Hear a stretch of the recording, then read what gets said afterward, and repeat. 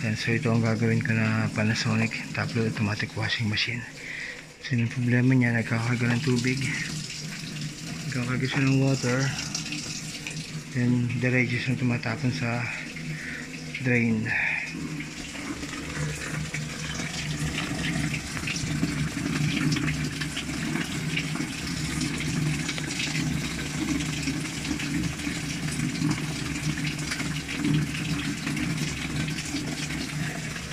So yan, pero hindi naman nakabatak yung drain niya.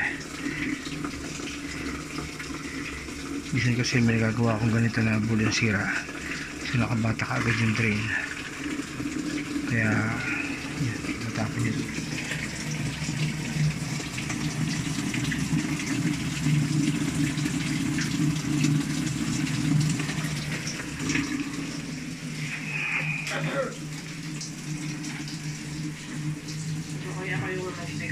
Yes ma'am.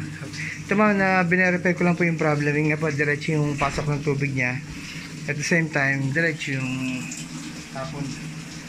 May na ano siguro dyan kaya nagbara. Yung nakaraan kasi gano'n. May battery na pumasok sa Battery? yung pala yun. Bine-verify ko lang din po siya. Kasi kung minsan naka-encounter ako na diretsong drain na may problem pala yung board niya. Pero ito mukhang hindi naman. So, binerify ko naman siya. Uy, ang ginagawa nyo lang ay washing machine. All around po ako. Yung ano pa? Pero, dispenser. opo, pero ngayon po, focus ko na lang. Automatic washing machine, ref, aircon, TV. Ano po kaya niya? Dispenser? Oo, yun naman, hindi na angat yung tubig. Sira ang water pump nun. Mahirap kumanap ng water pump nun, pero may mga nagawa na akong ganun. Water dispenser. Yun nga lang, ang problema sa water dispenser kasi, yun, pumisan yung pyesa mahirap hanapin. Oo. Pero bago lang ako yung parang wala pang 6 months na ano. Wala na warranty. Wala na kasi. Thank you na lang siya na.